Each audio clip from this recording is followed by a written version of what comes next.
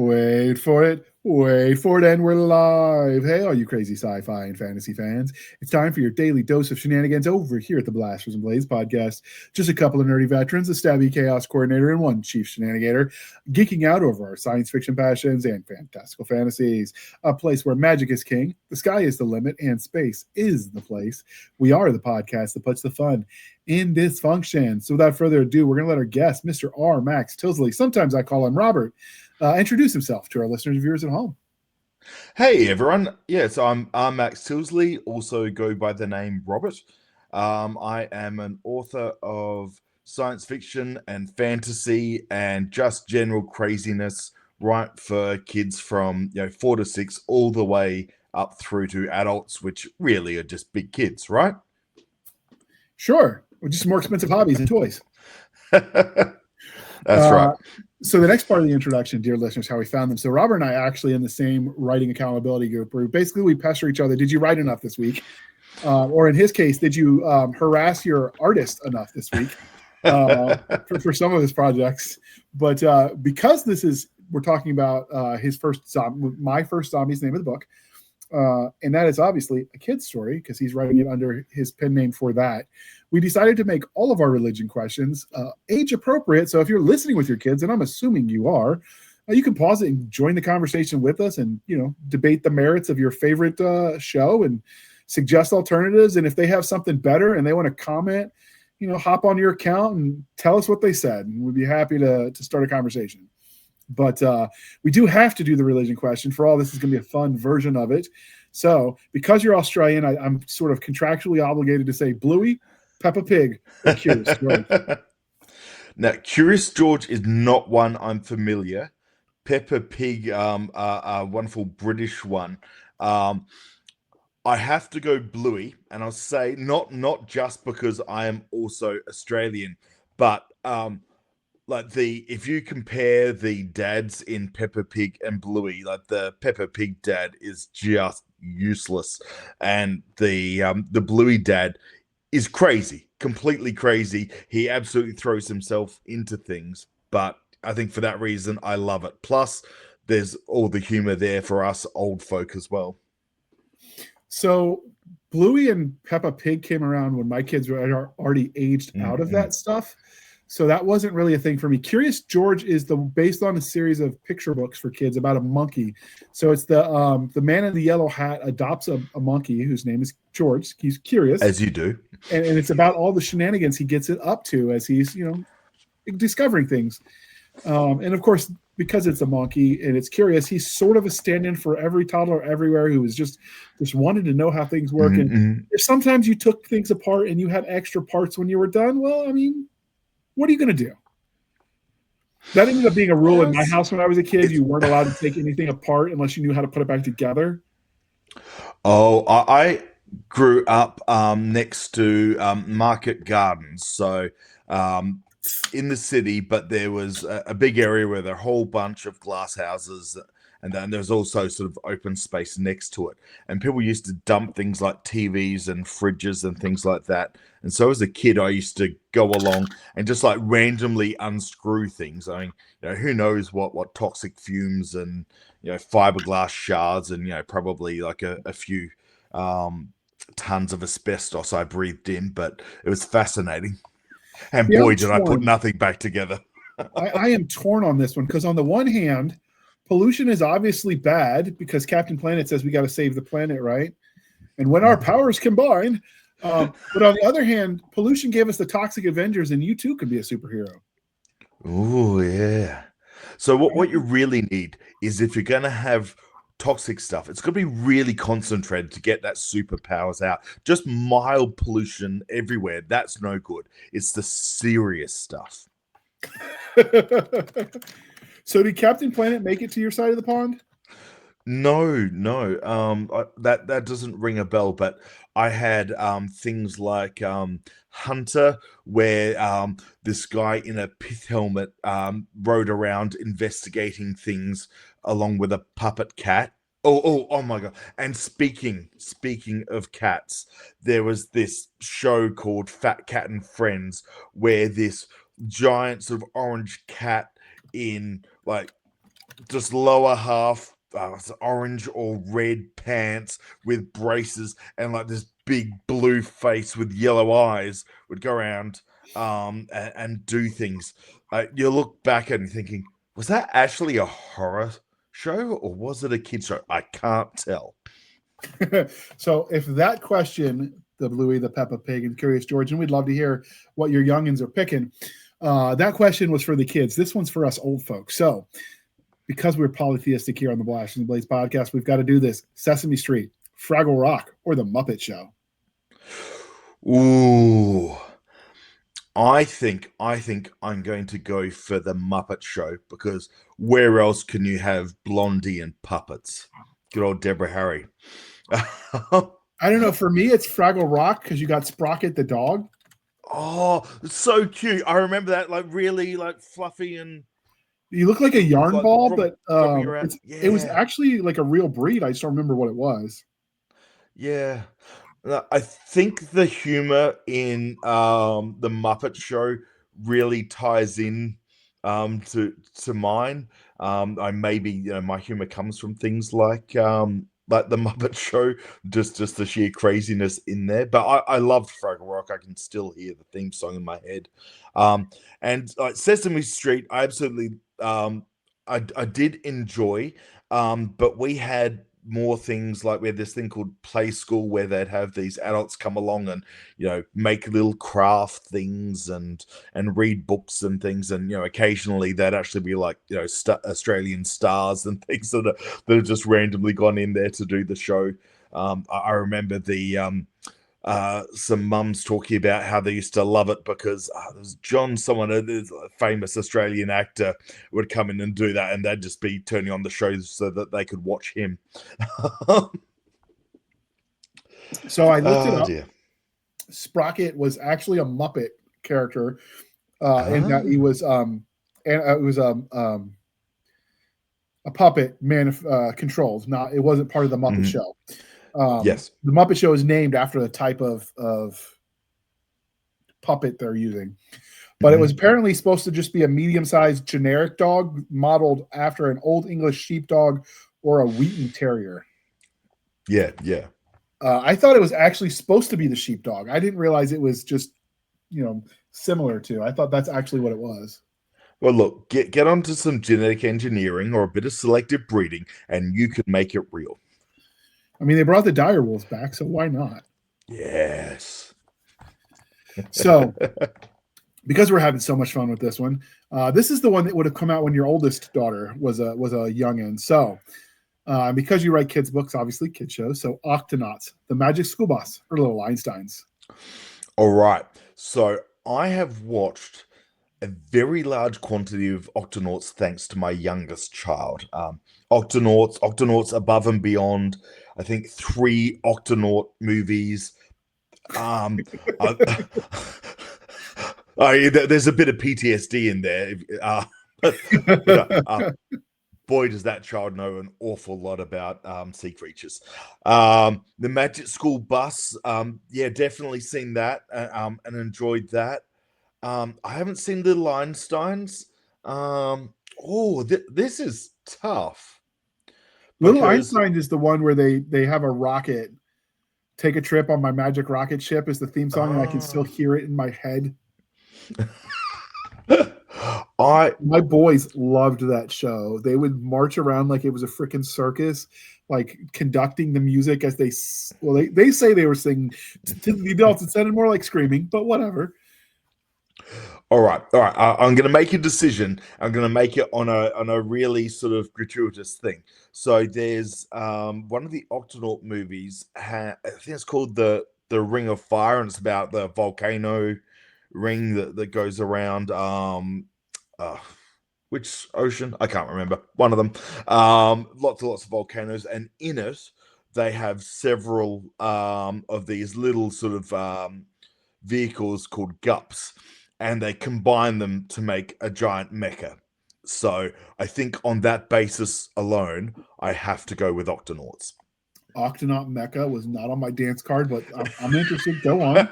I tell you, when I saw it, I was like, yes, someone watched their appropriate Robotech as a kid. I'm happy.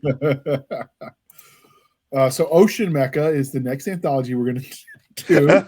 Sorry, Mom, don't hate me. Okay, all right. And because we do, one of the crying shames of adulthood is we do stop asking each other the important questions. And again, I'm assuming this is a kid's book. Parents can be listening.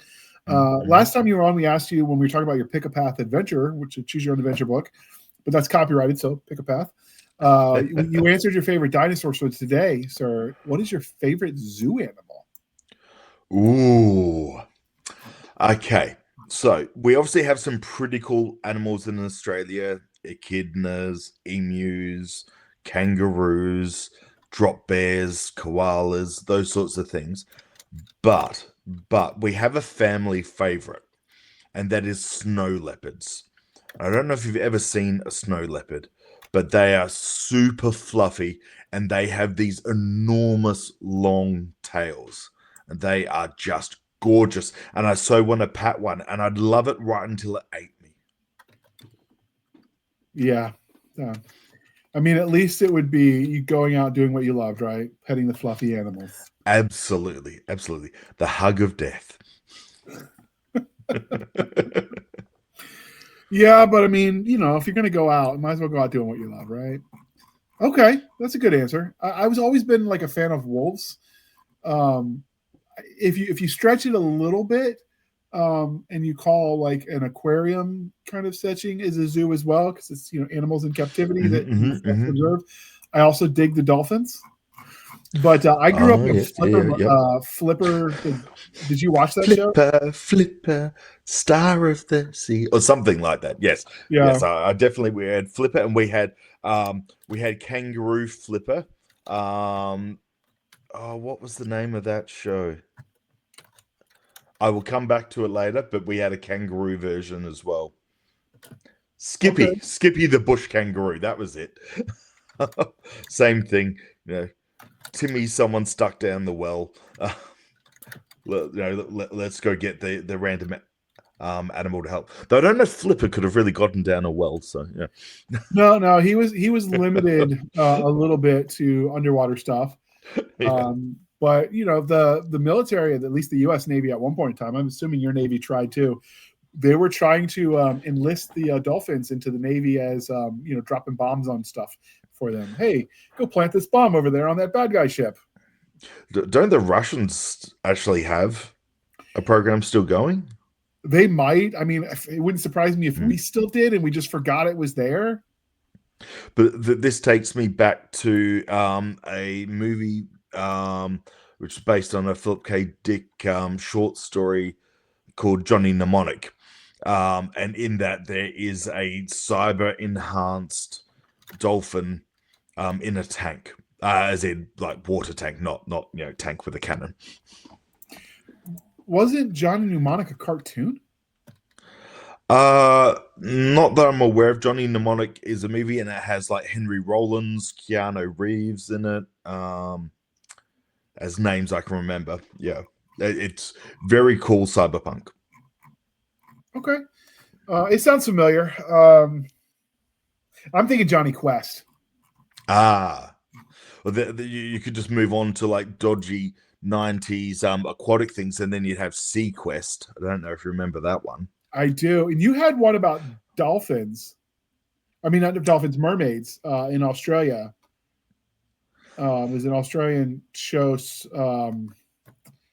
sort of along the same lines. My boys watched it because it came over here on the Disney Channel. I'm not surprised. I mean, we certainly have plenty of beaches to go around. But quite frankly, you guys have given me far too much mermaids with all the Barbie movies. I had boys. We didn't watch a lot of Barbie movies, so they're surprisingly well made, but they're still Barbie movies. So I love that my kids love them, but I've seen enough.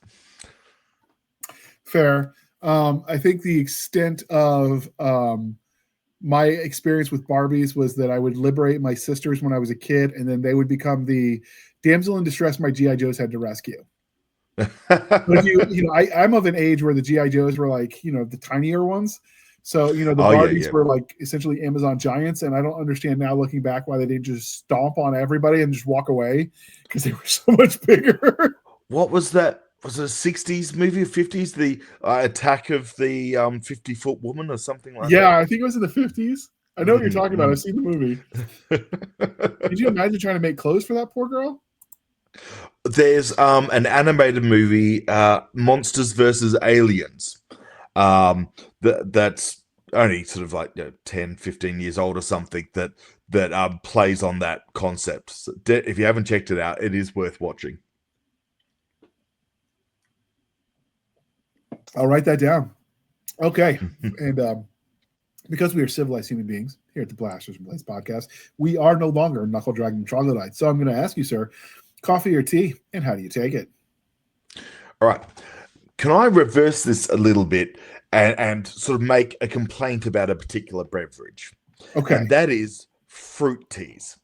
You see, because fruit teas, they have all this promise because you pour the hot water in and you get this incredible fruity fragrance. So you're going, oh man, this is going to taste fantastic.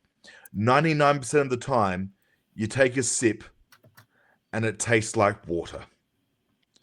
There's all this promise and there's zero delivery. So fruit tea, I'm looking at you, not on. There you go. There's my complaint for the day. So for me, the drink that it smells good and you would think it would taste good is apple cider, hot apple cider. I love the way it smells. It smells like fall to me, but I don't think it tastes good. Oh, interesting. As in like alcoholic cider or No. It's just a hot beverage, like a hot tea. Only okay. it's apple cider. It was popular on the East Coast in the colonial era, so it's still popular today. In fact, if you go any of the historic sites, they'll in the fall it's a big production where they have people in like period clothes and they you hit the little hoop around the yard with a stick and you drink the hot apple cider and they got the candied apples and it's a thing we did as field trips when I was a kid. Is it like fizzy cider or is it like apple juice like with like cloves? It's almost like hot apple juice with cinnamon in it, but it's actual it's the dried out apples. If my understanding is they dry out apples and then they like you would a tea leaf and then you steep that to make the flavor. But don't quote me on that because I don't know that I know you can get it as a powder nowadays. I don't know how it's authentically made. Well, we've definitely done it using apple juice because that's plenty of flavor and a good amount of sugar in that stuff. And cinnamon and a little bit of cloves as well. Just take out or strain the cloves afterwards. Now that can work out pretty nicely. Lots of flavor. And then when I was going to grad school, I was living on campus. We had, and it was in the Northeast, so it's outside of Philadelphia, and they had heat air, like it was like a what do they call that? Steam air to heat the house in the winter. And so it would dry you out. So we would always put like pots with water in it on the vent, and it would steam that to moist the air. And then we'd put cinnamon sticks in it. And one day I woke up tired, and I thought that's where I set my coffee, and I went to take a drink of it. And I got to tell you, cinnamon water does not taste good. Oh no, the bark by itself, it is. Yeah, it is not good. It's bark. Yeah, there's no hiding that it's bark. But you put the when you have that, you put the pot with water in it on the thing, so that way you don't get the dry air to dry your allergies out. So keep the moisture, and then you throw the cinnamon stick in it, so at least it smells okay. I like that. That's really interesting. So I know, like, we ask this question all the time: the coffee or tea? Because obviously we're sponsored by the coffee brand Coffee Company. Alas, for the Australians listening, I do not think they ship to you guys yet. I know they ship through Amazon Prime, so maybe you can get it that way, but you would be using third-party vendors. And that means we're not sponsored that way. It's just if you try it and you like it, great. But I know in the past we've talked when we were doing our weekly check-in, you guys have some drinks that are like steamed drinks that you were talking about you made for your daughter that almost sound like coffee adjacent. So for the Americans listening, can you tell us about what you know what I'm talking about? I can't remember the specific thing. It was like a steamed milk thing you were making for your youngins. Oh, okay. So we have baby chinos. Yes. Which like obviously you tend to have coffee that runs through a filter, right? Yeah. So we tend to borrow because we've got a lot of Italian ancestry, and so a lot of our coffee comes through like sort of pressure that sort of shoved through a special metal cup. I think it's called a group, and that comes through and does it. But then for the we often have it with milk. A lot of people don't, but a lot of us do. And there's an Italian one that's not considered particularly manly, but the old cappuccino where you have lots of frothed up milk and you have high pressure steam pushed through to do that. Well, obviously, kids, you don't really want to load up a 2-year-old on caffeine unless you're about to give it back to the parents. As a grandparent, yes. Yeah, so what they do, they froth it up, and rather than have like sort of a milk froth combo, you have just the froth, and then they load it up, put some chocolate powder sprinkled across the top, and usually served with a marshmallow as well on the side. So Okay. that way the kids can feel involved. And so this is obviously you're talking about zombies, and we're going to get talked about that in just a second. But instead, there's no commercial today, dear listener, because Robert was kind enough to sponsor this episode, which is perfect because I didn't have any kid-friendly commercials. So I'm hoping you're listening to this because it's about a book for kids. Listen to it with your kids. So in Australia, obviously you guys have Halloween. Do you do the door-to-door like we do in America for Halloween for trick-or-treating? Is that a thing? Oh, now that is a fascinatingly fraught thing. So, obviously, every country loves its traditions, and will often tend to look down on others and things. And so we have this thing in Australia where some people hate it and go, "Oh, it's so American. We're not American here," and that always amused me because I went over to the UK and lived there for a couple of years, and there was lots of it. And I was lucky, or 20 something years ago, I went over to the US, to Washington State, and saw a Halloween and went with some kids for a Halloween thing there. And I was just amazed at the scale. But it has started picking up here. Obviously, companies love to sell chocolates and things, so they're certainly working on it.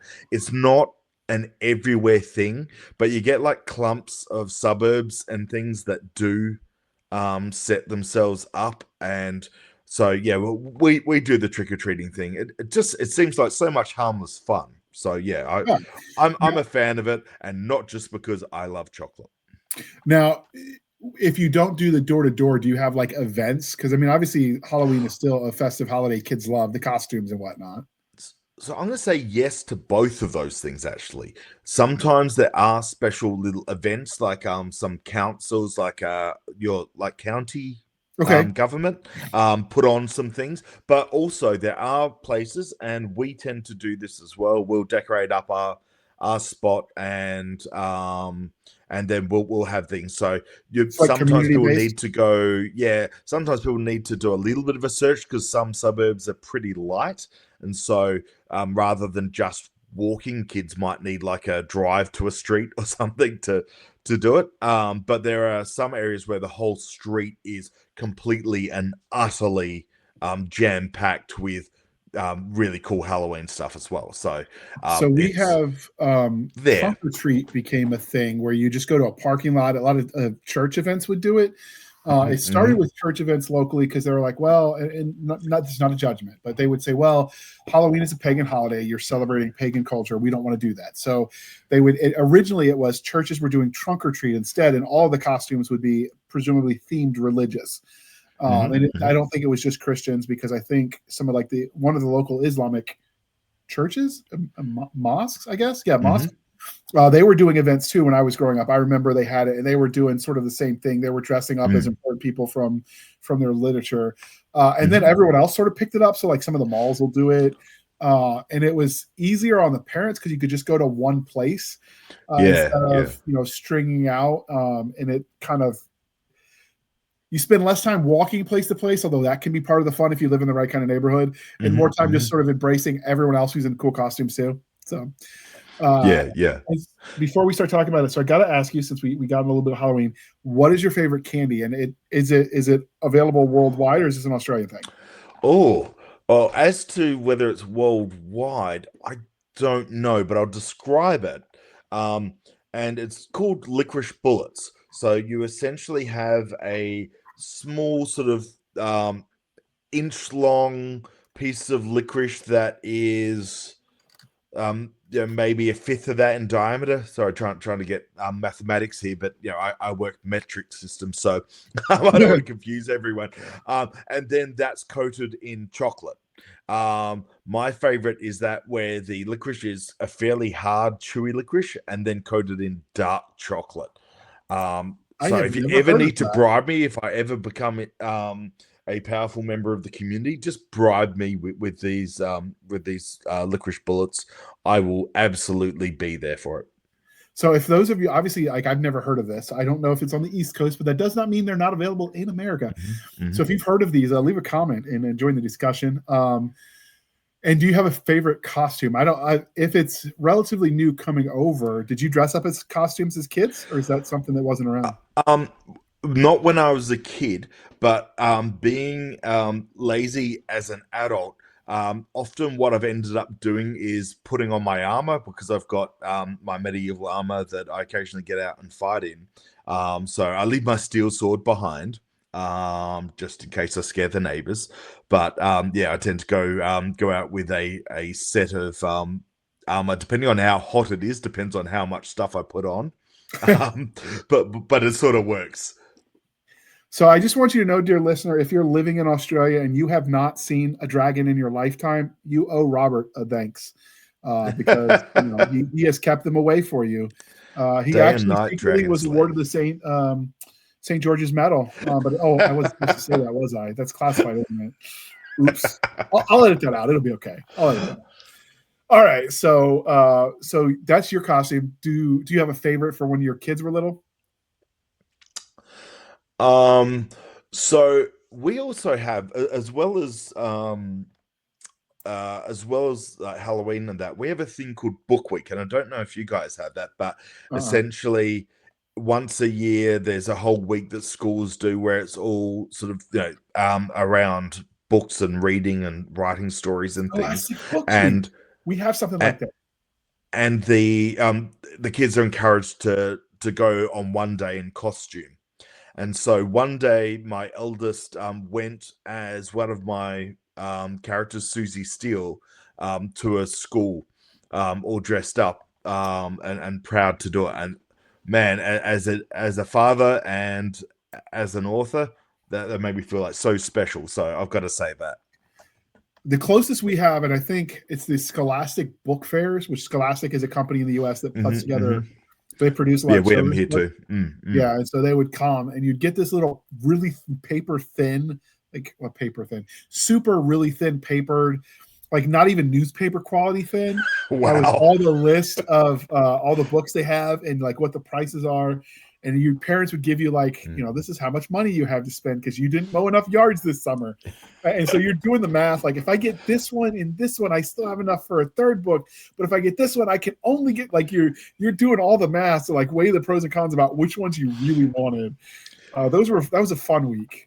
They still do that here, and often during book week, Scholastic will go in with some of the schools and they'll set up a stall for it. But they also, I don't know if you have book clubs, but Scholastic do at different age ranges.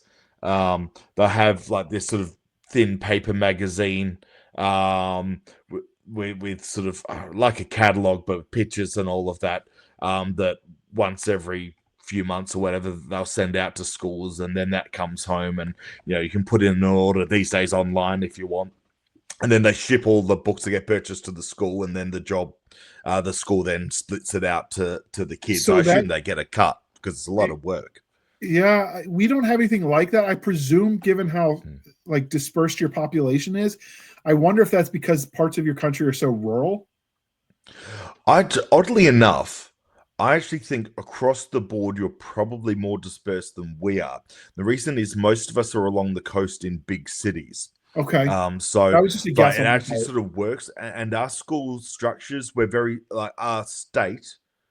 Each state sort of runs the schools for that area, so we don't have like separate regions within states and that the school boards and things in that way. So maybe it's actually that the concentration of the structure makes that easy, but that's That could getting be it. into the The economics. No, I mean that makes sense as far as like the organizational structure is more streamlined. It makes it easier for that kind of thing to work. Yeah, Whereas for yeah. us, like every city, or if you're living outside of a city, your county is a separate school entity that works under the umbrella of the state, but it's sort of separate. Yeah, yeah. And yeah, I mean that could very well be it. Okay, so you obviously wrote the book My First Zombie. So before we talk about the book, what made you decide? Because obviously, like we know you like to write. You've written all kinds of things, both for adults and obviously for kids. What made you lean into writing for kids? That's one of the ones they tell you as an author, there's no money in it. If you're doing it, it's just because you love doing it. Yeah, it is pure madness. But the reason why is I was reading this book for to my eldest, and it had this female protagonist. It was beautifully written. It was a magical world. It was super cool. But I noticed that the protagonist, everything was happening to her. She was not doing anything. She was only reacting. And so I was like, that's pretty dull, actually. Like so much of the story's so cool, and yet, yeah, why is the character not trying to work out what's going on? Why are they not investigating? And so I ended up going, well, where have I seen that happen and done well? So, I've seen that work really well in Buffy the Vampire Slayer. And so I started thinking, what if like Buffy was a bit younger? I say that most people these days don't know who Buffy is because that's something their parents watched. But I'm old. I am old, man. And that's really what got me going into that. And I started to play with some of the things, and like I have a bit of nostalgia for the old, like as you said, Choose Your Own Adventure and books like that. And so that sort of got me playing around with those things because a lot of it was great for its time, but it just like the concepts needed updating. And what got me writing a picture book, I think, was just like pure madness and wishing to inflict difficulty on myself because it is an entirely different beast. There's that meme with the guy pointing to the wall board with all the different strings attached to various different papers. Like I picture that with you when you do your Pick a Path book. And then like I thought that was crazy. And then you went and did a picture book. Yeah. So you just like to torture yourself. Okay, so that's how you got into writing kids' books. Is basically sounds like you just wanted better for your kids, better stories. Yeah, it's an arrogant thing to do, but like honestly, if you don't have like even a little hidden molecule of arrogance, you're probably not going to finish writing a story.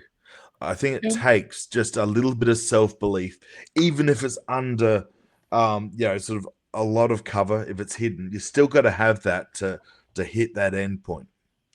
And I think, much like you talked about with Peppa Pig, you didn't like the dad because he was a little bit of a useless buffoon, and that has been a valid complaint. A lot of sitcoms and books and stuff is the dad is useless because, yes, we're dads ourselves. We've got young kids. Dads are important in kids' lives. And so you liked the idea that in Bluey, the dad was a valued character. I think it's also true to say that while that is true, it's also true to say sometimes the characters as written for young girls, because I do have nieces, and I do have great nieces at this point. Not all of those characters, like you said, they let the world happen to them instead of proactively acting upon it and having agency. It's more of that damsel in distress. And I get like there's the trope of the strong female character that's basically like a dude with pigtails. We'll clean that up for the yeah. Having said that, like there are ways to write strong female characters that still have agency and are doing really cool things. I served with some of them in the army. And with kids' books, at that age, there's not a whole lot of difference gendered wise between boys and girls. It really comes down to their brains with the age ranges you're writing. And so writing the smart girl is a good way to show, hey, education is important for everybody. This is with my Susie Steele's. I had the advantage of having 3 friends, so I sort of had the somewhat athletic one, the quite brainy one, and the one that was I would say much more socially competent than the others. And so like being able to play those elements off allows the reader to sort of maybe feel more affinity with one rather than the other. And like honestly, I've had quite a number of boy readers as well because they like cool action as well. And as long as they're not sitting there stressing over, oh my god, the main character's a girl, they enjoy it. I mean, if the story is good, the rest doesn't matter. I was on book 5 of the Outlander series by Diana Gabaldon before I realized it was supposed to be a romance. I mean, it's just a cool time travel book with like battles and stuff. Yeah, yeah. I read that and I started reading that in middle school. And so I do think, if the story's good, at a certain age, you really don't care about the gender of the main character. Although I do think there's value in representation for absolutely. Anne McCaffrey wrote heaps of great science fiction and fantasy. Some of it verges on romance, some of it doesn't. But like the key thing is always good story, interesting characters. Absolutely. So you mentioned the Brainiac friend, and so I'm going to do a horrible segue. We're going to talk about the zombies because brains. What made you decide for the picture book to lean into zombies? Obviously, we're airing this around Halloween because how could we not? But why zombies as it's a story of essentially a girl finding a pet and learning responsibility, right? Like at its core. Well, interesting enough, though, I'll say Sam could be a girl or could be a boy. It's no, it could be a Samuel, could be a Samantha. And so I deliberately didn't put in one or the other because I wanted any kid to be able to feel, that could be a bit like me. I made assumptions because I know you had daughters and you were writing for your girls because we've talked offline. Yeah. But you're right. Yeah. In the description, it does not specify if Sam is a boy or a girl, so it could be either for the reader. I like that. Yeah, I was doing a book week thing at a school where I was running some workshops and things, and so I actually presented the book right through from reception, which was like year 5-year-old. So I'm not quite sure what that goes for you through to year 6, and yeah, that actually came up a couple of times.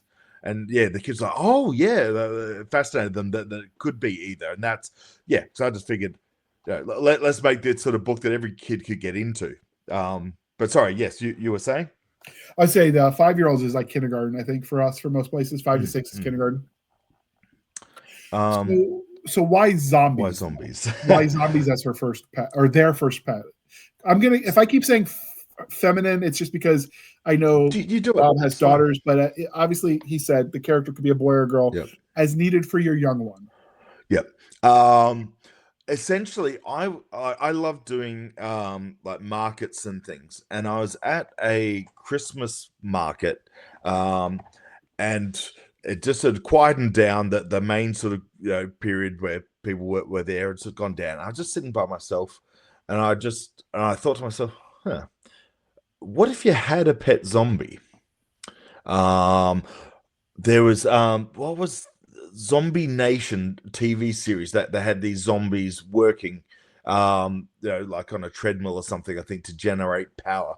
And that sort of has always sort of hung in the back of my mind. Of course, why wouldn't you use the labor? But I thought, okay, so what if you had this pet zombie? And so I just started scribbling notes, and I thought, well, what better way to think about it than if the character actually introduces themselves as having a pet zombie, and that's what really started off. So I have Sam talking to me as the writer, and therefore to you as the reader, letting you know, hey, look, I have a pet zombie. So let me tell you how this goes.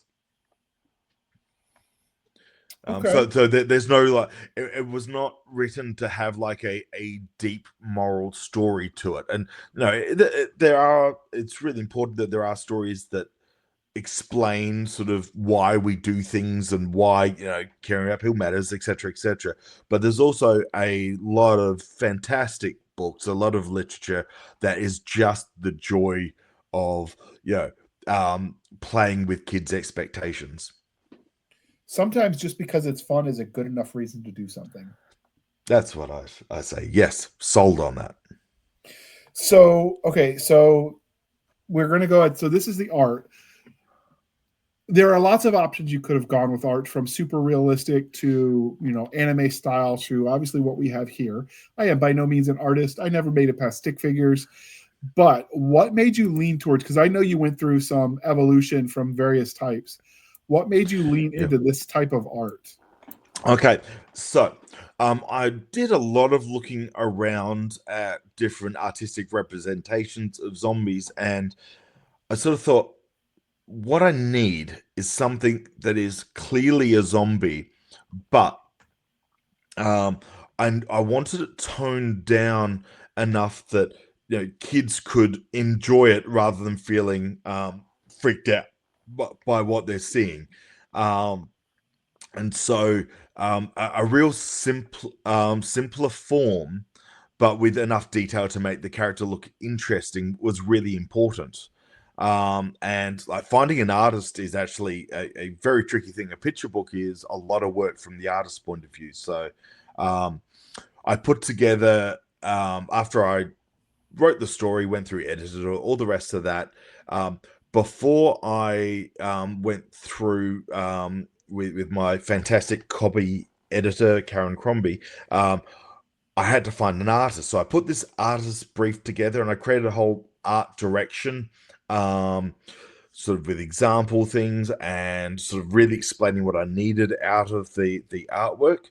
And then I had to start hunting for an artist. And that's hard. So I've actually ended up with an artist who is the child of a friend of mine. She's a 13-year-old artist. She's absolutely amazing. But yeah, see, I saw one of her pieces of work. I was like, yes, that is sort of close to the style that I'm after. And so I gave her all these examples and that, and then she came back with a character design that was just spot on. So that's worked really, really well. Grown is our zombie. And Grown is green and probably about 6 foot tall and wearing patched rags. Grown does lose an arm during the story. So everything has to be sort of really cute, to make it work. And I think the style works. I know the other thing that we've talked about that was important to you specifically, because it applied to your Susie Steele stories too, is Andrew Pickapath. You try to hire fellow Australians when it comes to hiring your arts for various reasons, and I could respect that, right? You want to keep it local. Was that something you did with this? Presumably, if she's your friend, your friend's kid, she's local to your nation, then, right? It does help. There is an artist that I want to commission for other work that lives, I think, in Hong Kong or something. But I've just been an absolute mad fan of them, and when I get the budget and the right story, I'm going to do that. But one of the advantages when you're dealing with art, especially if you're dealing with a lot of art, is talking to people in the same time zone is an awful lot easier. And Australia is quite far from a lot of the rest of the world. So something like this, there's a lot of complexity to making something work in what is predominantly a print book. Things like you have the center of the book. Well, if you have a piece of art where the main character is right in the middle of this of these 2 pages, well, because of the way that most books are bound, when you open it, the middle where the spine is actually is really hard to see because that's where all the pages curve out from. So there's all sorts of little details that you need to be right on top of, and a lot of artists who haven't done picture book art, like these are new concepts to them. So it was really handy to be able to have that sort of same time zone, quite easy to have a chat and and get those things cleared up and sorted. Cool. And like I said, just having the stuff we have to do to schedule this podcast, for instance, factoring, okay, you're speaking to me from the future. And so we had to backwards plan all of that. So I appreciate when you're talking about with art. I also, like I said, when you're an artist from insert whatever your nation is and you've got a writer, like I've got zero complaint with an author that wants to hire people local to them and support their local economy. Like I think that's a noble thing to, where possible, pay it forward to your local community. So absolutely. And I'm sure like in a place as big as the US, there must also be a bit of that, like, from my state sort of thing as well, I imagine. Unfortunately, a lot of people go overseas where the dollar has more value, so they don't pay as much. And I get that's why okay. they do it. I get why they do it, but I do like to, where possible, try to hire like locals.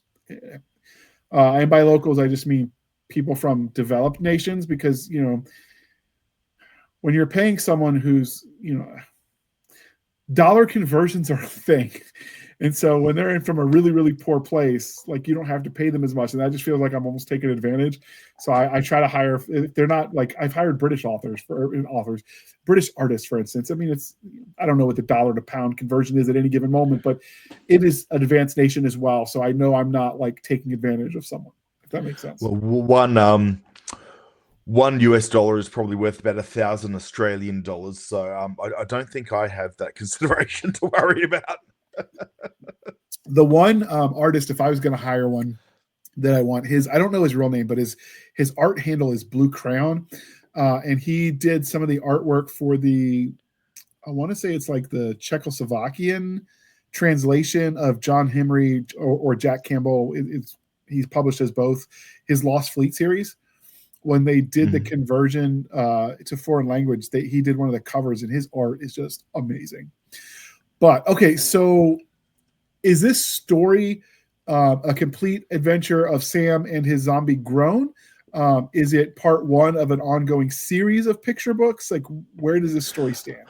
So it is sort of its own thing. So, we have Sam sort of goes through sort of working out how to look after this pet and what this pet Grown's capable of, and we got all these joyous thing of the people around him or her trying to work out what on earth is happening with this zombie. So Sam's awareness of the issues of a pet zombie are on display, but it sort of ties up on the fundamental question of, well, what do you feed a zombie? And Sam tries ice cream, and I won't tell you how it goes because I can't give away the ending. But it plays with that. I do have ideas for other ones. My wife said, "Oh, you got to do like my first vampire, and things like that." But will your vampire sparkle? But it's a lot of work to do a picture book. In terms of like just not only putting together the text, and it takes longer than you think. There's not that much text, but you have to be really careful to make sure it's clear that that you're using quality language. And then you also have, when you do the art direction and ultimately the art, you don't want to repeat too much of what's happening in the art and the text. They actually really complement each other. And so as you begin to tie it together, the writing can actually modify, because you can remove duplication because the picture is carrying certain parts of what's in there. That takes a bunch of time, and then getting the layout right so that everything's fitting, looking beautiful on the page. It takes a surprising amount of time. So I definitely want to come and do another picture book at some time, but I've got both for older kids and for adults, I've got projects on the go. So the old classic spinning plates on sticks. I feel like I'm doing that at the moment. Try to keep everything going.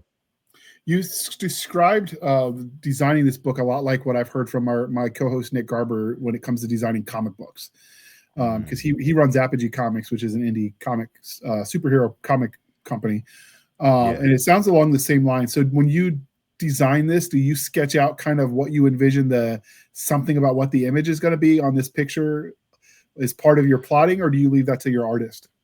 That's really interesting because I know that with some traditionally published picture books, it very much is left up to the artist to come up with what fits.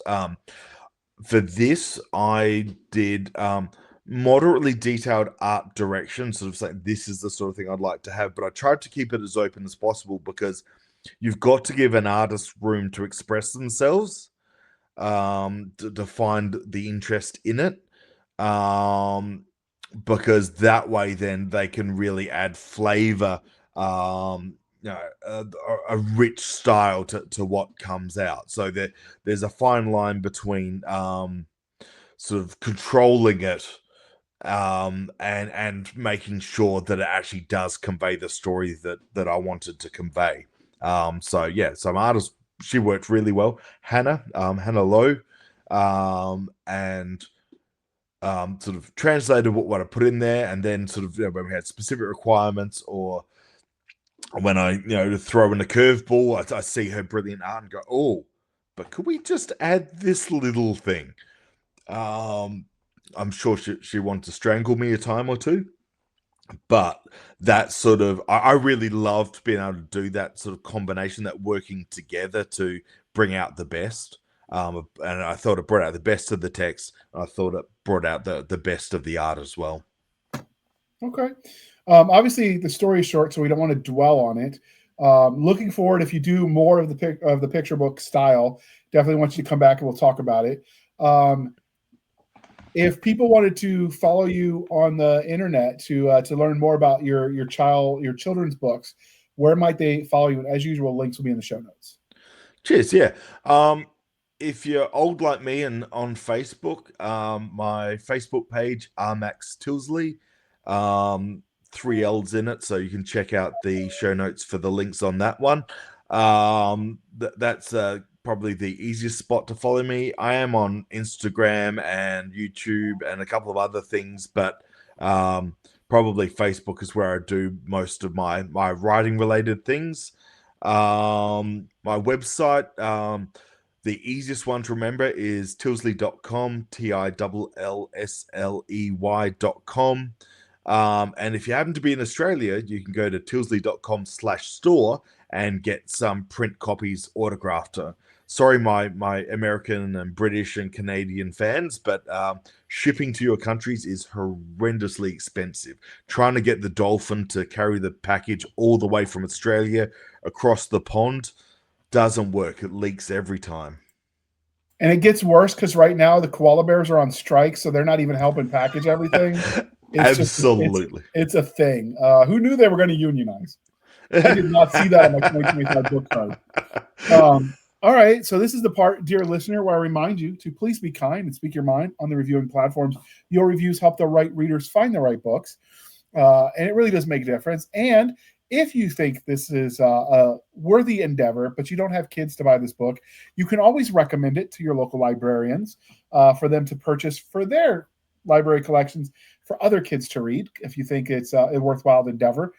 And you can find us, a dear listener, on our link tree, linktr.ee, linktree/Blasters and Blades Podcast. Again, linktree/Blasters and Blades Podcast, where we link to all the things, the BitChute, the Rumble, the YouTube, the TikTok, the Twitter. We've got our Spotify, our Discord, our Blasters and Blades Facebook group and Facebook page.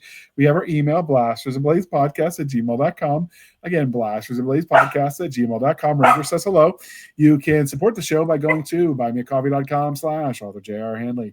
Again, buymeacoffee.com/author J.R. Handley. Be sure to put in the comment section that it's for the podcast, and I promise I will keep my co-hosts duly caffeinated. They will drink that coffee brand coffee till they swim away on a river of Java goodness, and maybe along the way we'll meet the zombies. Who knows? If you want some of that coffee brand coffee, link is in the show notes. Discount code is podcast grunts. You get 10% off. We get a little bit of a kickback. It's a win-win, people. And with that, I would like to thank you for spending some of your precious time with us. For my crazy co-host, I am JR Handley, and this was the Blasters and Blades podcast. We'll be back next week at the same time, where we'll indulge our love of nerd culture, cheesy jokes, and all things that go boom. All right, thank you for coming on, Robert. This was a lot of fun. Brilliant. Thank you. Loved it. All right, with that, we will hit the end button. Wait for it.